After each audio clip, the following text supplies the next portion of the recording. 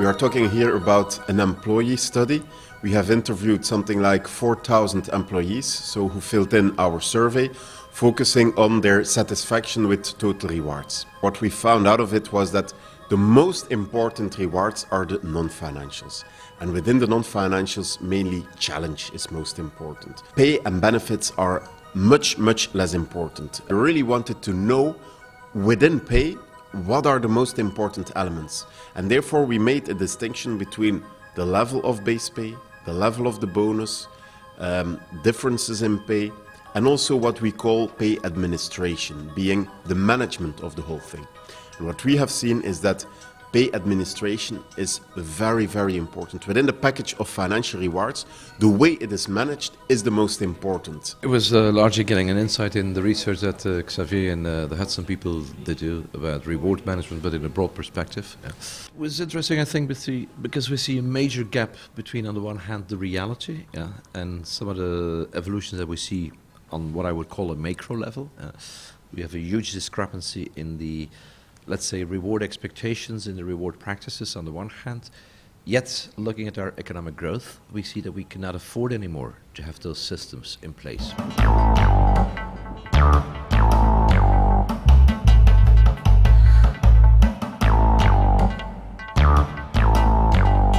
We as a HR professional have very good insight in what reward elements really drive motivation, which are the motivators, which are the demotivators. What is also, from a more strategic point of view, how important is cost management, workforce planning, succession, aging is perceived. Big debate going on. First of all, what's clearly also perceived as a big challenge is getting rid of the link between age and salary increases, because of that effect, because of also the expectations of employers having increases each year. That's really having a negative impact on our competitivity.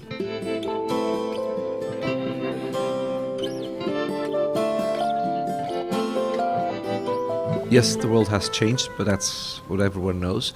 But if we do think about human resources and engaging people, that some of the realities of yesterday will not be the realities of tomorrow anymore, because our economy is not growing and will not be growing with the Chinese 6, 7, 8, 9, 10, 12%.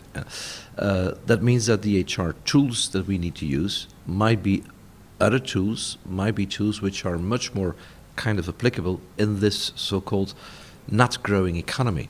The big challenge is designing pay schemes which don't only go up, but also from time to time go down, in order to make sure that people with a lot of competencies, but elderly people, are still in the market and can still work within companies and not being laid off because of their salary costs.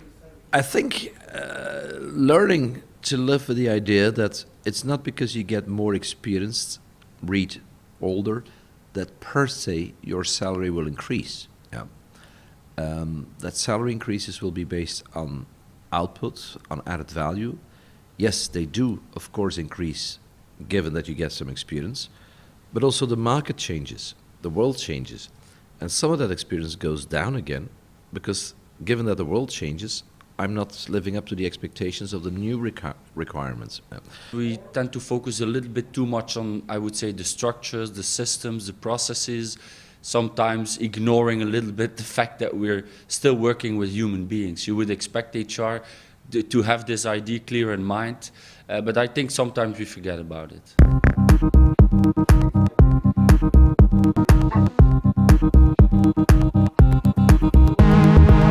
The message for the future, especially for HR, I think, is that we need to start more from the idea that processes, structures are there to be changed. What I sometimes see now is that we introduce elements and that the basic idea is that, okay, now we can hold on this for several years. I think the mindset should be more, okay, let's try some things, let's try to adapt them and to have it a bit more, I would say, naturally evolving. I think we should get these kind of discussions much more on what I would call a societal debate, not to criticize one or the other group within society, but just to realize, hey guys, we have been very fortunate for more than 100 years, we have been growing. We don't have to criticize, we still live in one of the most richest countries in the world, but we cannot continue what we used to do. And I think probably the only point people might get is, if we do so, then we're killing the future of our children. We have a number of conclusions. First of all, a conclusion is think total rewards.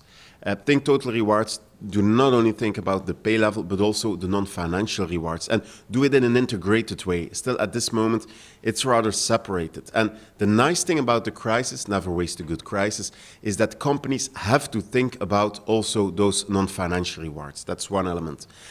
Another element, I would say, is that we really need to think about the pay cost. And I'm convinced that the pay structures we have at this moment are not sustainable. Because if you take a look at the difference between pay of people at the beginning of their career versus at the end of their career doing the same job, the difference is huge. It's between 50 and 100%.